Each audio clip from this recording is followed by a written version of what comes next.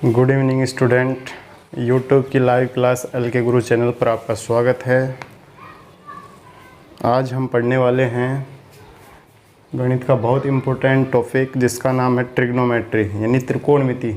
और ये त्रिकोणमिति एक ऐसा चैप्टर है या ऐसा टॉपिक है जिसमें बच्चों को नाम से डर लगता है कि त्रिकोणमिति पढ़ेंगे। तो कई बच्चे तो क्या करते हैं, त्रिकोणमिति के नाम से उसको उठाते ही नहीं कि भाई त्रिकोणमिति है, चलो छोड़ो इसको, नहीं पढ़ना है। लेकिन त्रिकोणमिति इतना हार्ड सब्जेक्ट नहीं जितना समझा जाता है। एक बार अगर ये समझ में आ गई तो बहुत इससे सिंपल भी सब्जेक्ट नहीं है। ठीक है, इससे सिंपल भी पूरी प्रश्नावली आपको देखने को नहीं मिले। क्यों? क्योंकि इसमें हम जब भी प्रश्न को हल करते हैं तो आंसर इसके सामने हमेशा हमारे पास मौजूद रहता है।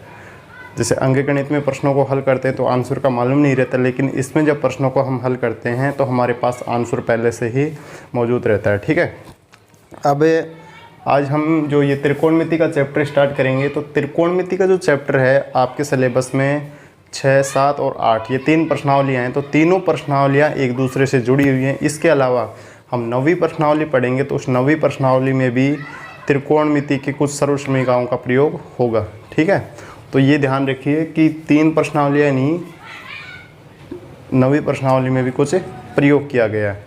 इसके अलावा अगर आप पहली बार हमारे चैनल से जुड़ रहे हैं तो वीडियो को लाइक कीजिए, शेयर कीजिए और सब्सक्राइब करना ना भूलिए। कई बार क्या होता है, देखिए बच्चे सब्सक्राइब करते हैं चैनल को और उनके पास नोटिफिकेशन नहीं जाते। उसमें प्रॉब्लम क्या होती है, देखिए एक बार मैं बता देता हूँ थोड़ा सा इसमें कि जब भी आप वो ये सब्सक्राइबर जो लिखा होता है उसको दबाते हैं तो उसमें 3 प्रकार की घंटी आती हैं। एक तो ऊपर, इसके ऊपर इस तरीके से, और एक ये, और एक इस तरीके से। ठीक है, तो आप क्या कीजिए, जब भी आप सब्सक्राइब कर दबाओ एक बार तो इस ऑल पर क्लिक कीजिए। ठीक है, न कि इस पर। ऑल पर क्लिक करते ही जब भी वीडियो डलेगा चैनल के ऊपर तो आपके स्क्रीन के ऊपर क्या आ जाएगा, नोटिफिकेशन आ जाएगा।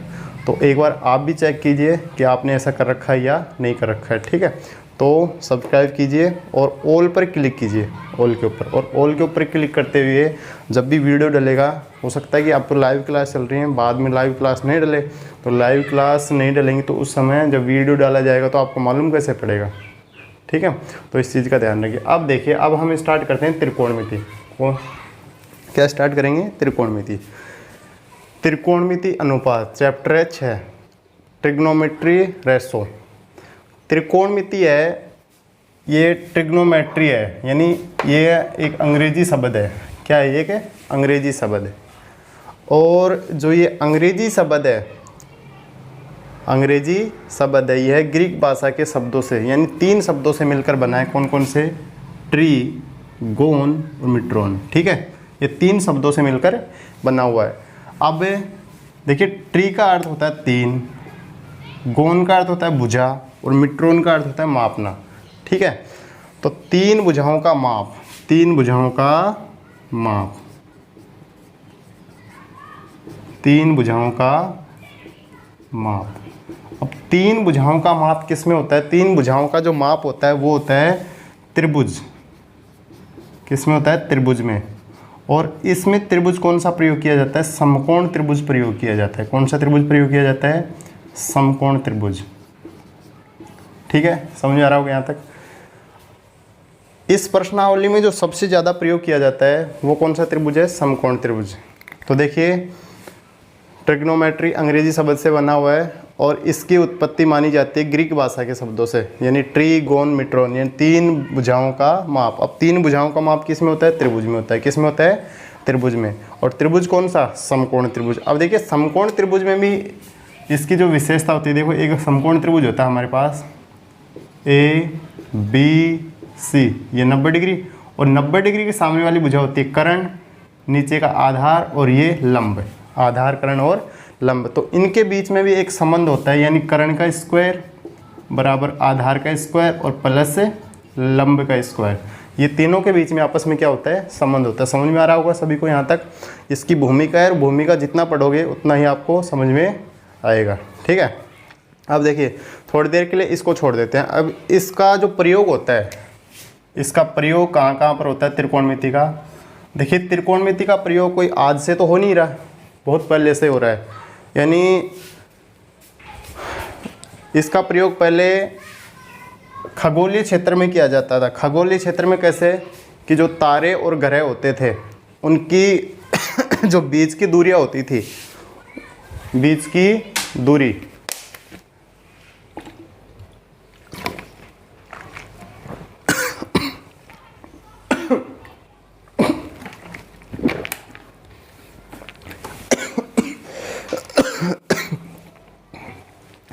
तो उनके बीच की जो दूरियां होती थी उनको मापने के लिए किया जाता था।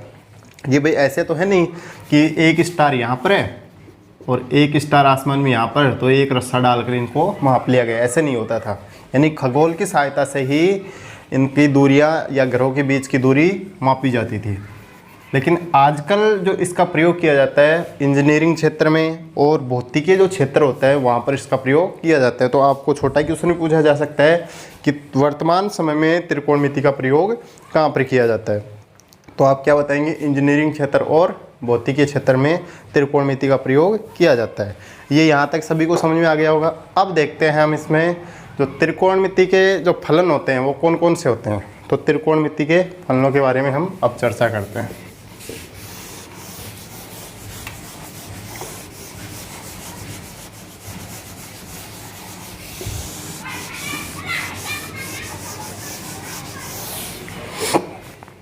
देखो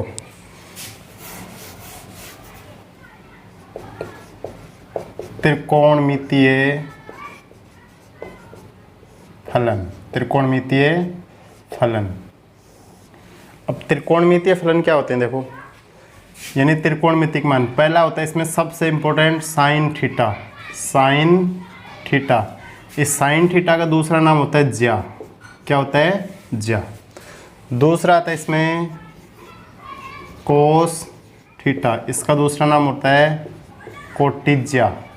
कोटिज्या। तीसरा होता है टैन थीटा, तो टैन थीटा को बोलते हैं स्पर्श ज्या। स्पर्श ज्या, स्पर्श ज्या। अच्छा देखो साइन का उल्टा होता है नंबर 5 कोसेक थीटा, और उल्टा को हम बोलते हैं हिंदी में व्युत्क्रम। क्या बोलते हैं? व्युत्क्रम। और ये हो जाएगा ज्या, व्युत्क्रम ज्या। कोस का उल्टा हो जाएगा नंबर 6 पर सेक थीटा।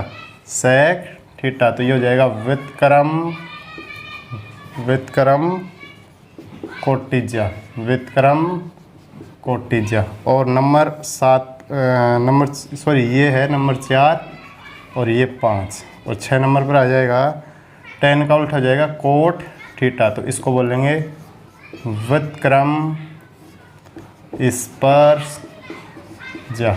एक बार आप इसको उतारेंगे फिर आगे चर्चा करते हैं।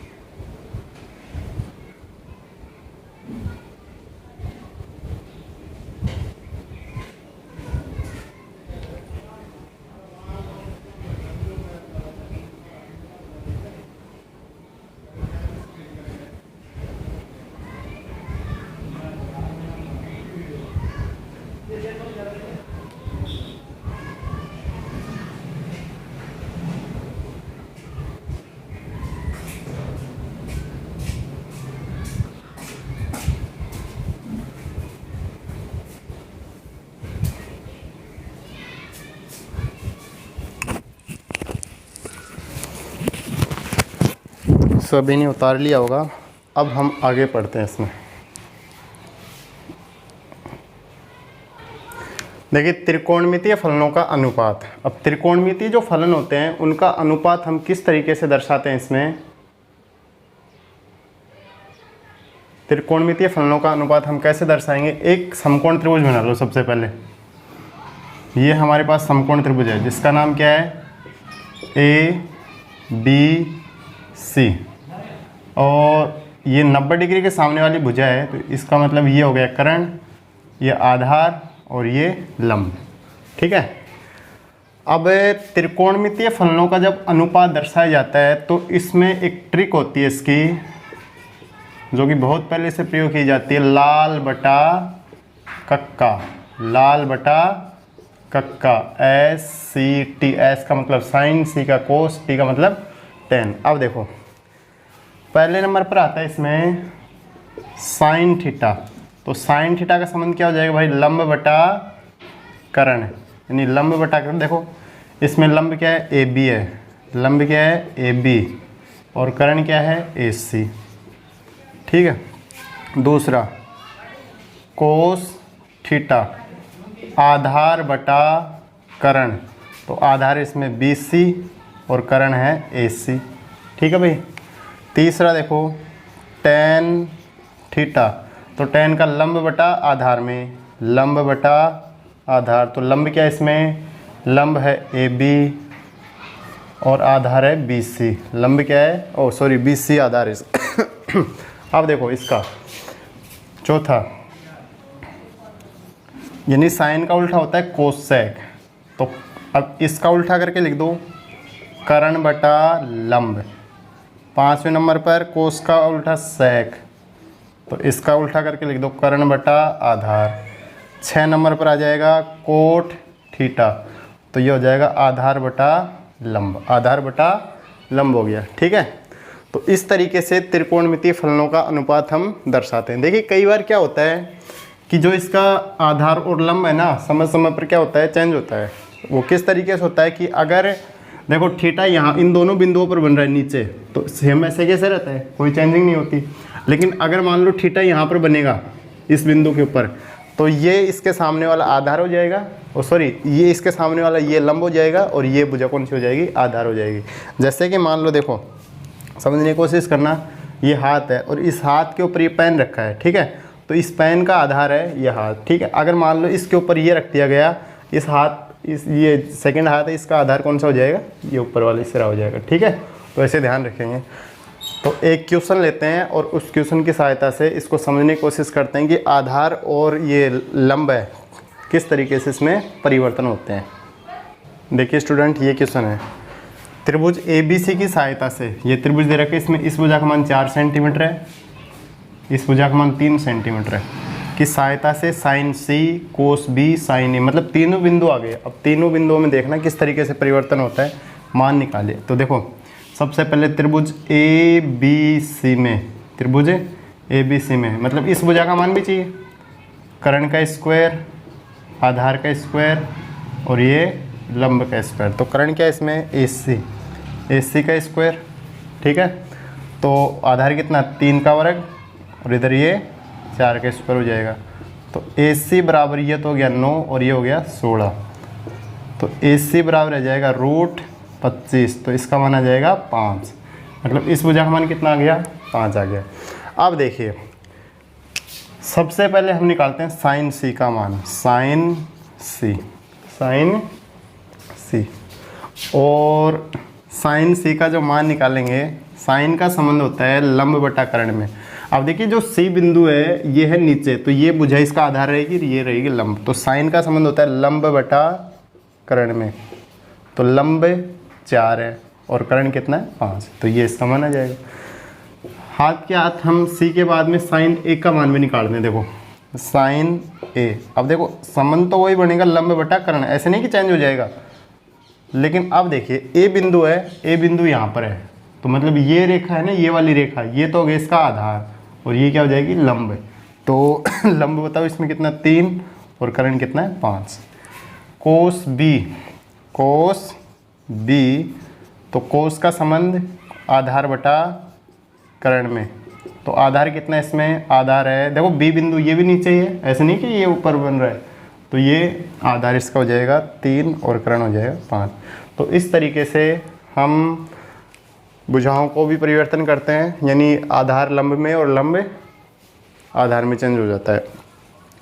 अब इसके बाद में कुछ और इसके महत्वपूर्ण टॉपिक है वो पढ़ते हैं। देखिए कुछ विशेष बता रहा हूँ मैं आपको कि साइन थीटा व कोस थीटा इन दोनों का मान होता है, दोनों का मान सदैव 1 से कम होता है, 1 से कम होता है। ये ध्यान रखना, साइन थीटा और जो कोस थीटा होता है इसका मान हमेशा क्या रहता है, 1 से कम। इसके अलावा दूसरा विशेष नोट है इसमें, सेक थीटा व कोसेक थीटा इन दोनों का मान क्या होता है, दोनों का मान 1 से अधिक या 1 के बराबर होता है, 1 के बराबर होता है। ये ध्यान रखना हमेशा। साइन थीटा और कोस थीटा का मान सदैव 1 से कम होता है। सेक थीटा और कोसेक जो थीटा दोनों का मान 1 से अधिक या 1 के बराबर, 1 से कम कभी नहीं होगा, 1 से कम कभी नहीं होगा। तो ये भी ध्यान रखेंगे। अब हम पढ़ते हैं इस प्रश्नावली का सबसे इम्पोर्टेंट टॉपिक, त्रिकोणमिति सारणी। अब त्रिकोणमिति सारणी कैसे बनाई जाती है वो आप समझेंगे एक एक चीज़ आसानी से, और नहीं आए तो उसकी प्रैक्टिस करेंगे बार बार। देखिए त्रिकोणमिति सारणी बनाने से पहले कुछ व्युत्क्रम मानों की चर्चा और कर लेते हैं एक बार।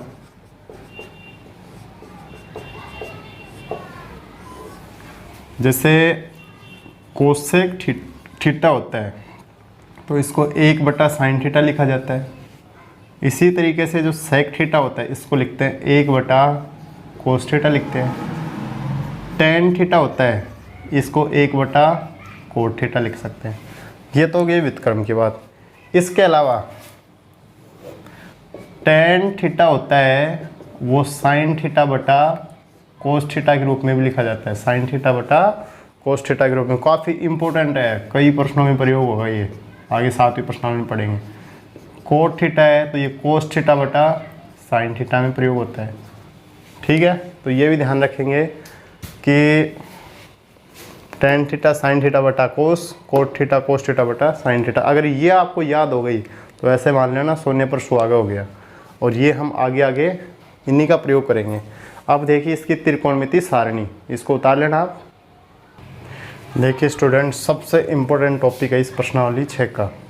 प्रश्नावली 6 का है क्या, 8 का भी है। डिग्री और रेडियन। अब रेडियन क्या होता है, रेडियन होता है यानी पाई, और पाई का मान कितना होता है, 180 डिग्री होता है। क्या होता है, 180 डिग्री। तो एक पाई में 180 डिग्री होता है। तो यहाँ पर हम जो मान लिखेंगे इसमें, तो देखो ये तो हो जाएगा 0 रेडियन। अब ये मतलब कितना आना चाहिए, 30 डिग्री आना चाहिए। तो देखो ध्यान दो, 180 में अगर हम 6 का भाग लगा दें, इसका लगा दें 6 का, तो 30 आ जाएगा, मतलब π/6। और ये इसमें कितना आएगा, इसमें आपके आ जाएगा π/4, ये π/3 और ये π/2 आ जाएगा। ये हो गए रेडियन के मान। कई बार पूछ लेता है परीक्षा में, लेकिन आपको ये ध्यान रखना 0 डिग्री, 30 डिग्री, 45 डिग्री, 60 डिग्री और 90 डिग्री। सबसे पहले आपको क्या करना है, जब भी आप ये टेबल बनाओ तो गिनती लिख दो, 0, 1, 2, 3 और 4 लिख दिया। सभी में 4 का भाग लगा दो, इसमें भी 4 का लगा दिया, इसमें भी 4 का लगा दिया, इसमें भी 4 का, इसमें भी 4 का भाग, इसमें भी 4 का। सभी में हमने यहाँ पर 4 का भाग लगा दिया। अब अगर कोई मान कट रहा है तो काट लो, हल कर लो पहले इसको। देखो ये 0 हो गया, 1/4 ऐसे कैसे आ गया, ये 1/2 आ गया, ये 3/4 आ गया, और ये आ गया 1। अब क्या करना है, इन सभी के ऊपर रूट लगा दो। इसके ऊपर भी रूट लगा दो, इसके ऊपर भी रूट लगा दो, इसके ऊपर भी, इसके ऊपर भी और इसके ऊपर भी। अब हमारे पास यहाँ से त्रिकोणमिति का पहला मान निकल कर आएगा। कौन सा, साइन थीटा का देखो, साइन थीटा बराबर ये 0, 1 अपने आप में वर्गमूल संख्या है तो 1, 4 भी है तो 1/2, इसका 1/√2 और ये √3/2 और ये आ जाएगा 1 आ जाएगा। ये समझ में आ गया होगा सभी को। मतलब यहाँ पर देखो ये 0, 1 दोनों वर्गमूल संख्या है, यहाँ पर ये वर्गमूल संख्या ये नहीं है तो इसके ऊपर रूट आ गया, ये √3/2। अब देखो आगे, इसके बाद में हम निकालते हैं किसका मान, कोस थीटा का। तो कोस थीटा देखो, कोस थीटा क्या होता है, कोस थीटा को यहाँ से लिख दो इधर से 1, फिर इसको लिख दो √3/2, फिर इसको लिख दो 1/√2, फिर 1/2 और ये 0, ये 0। इसके बाद में ये समझ में आ रहा होगा सभी को,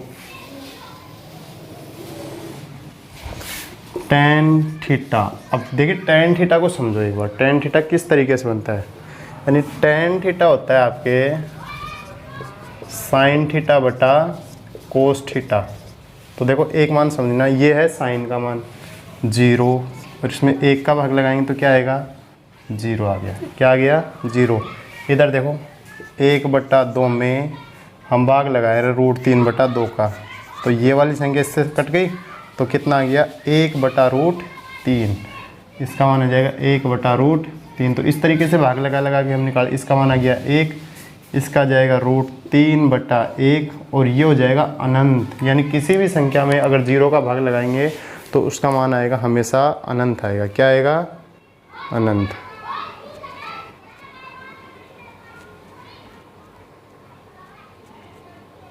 ठीक है, ये मान आ गए।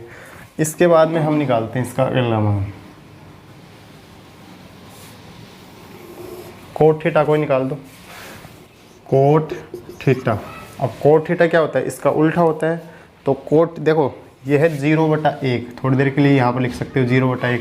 तो इसको जब पलट कर लिखोगे, इसको क्या करोगे, पलट कर लिखोगे तो ये हमारे पास हो जाएगा 1/0, मतलब अनंत हो जाएगा। क्या हो जाएगा, अनंत। ये हो जाएगा √3/1 हो जाएगा, ये 1 रहेगा, ये 1/√3 हो जाएगा। और ये देखो हमने मतलब 1 में है ना, 1 में 0 का भाग लगाया तब अनंत आया। अब इसका उल्टा हो जाएगा, 0 में 1 का भाग लगाएंगे मतलब 0। ये ध्यान रखेंगे, ठीक है।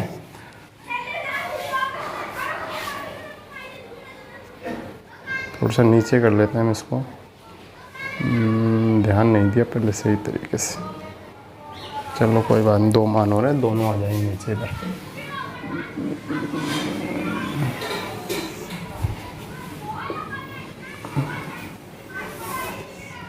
ज़्यादा इम्पोर्टेंट तो प्रो। अब देखो इसके बाद में हम निकालते हैं कोस थीटा का। तो यानी कोस का उल्टा सेक थीटा।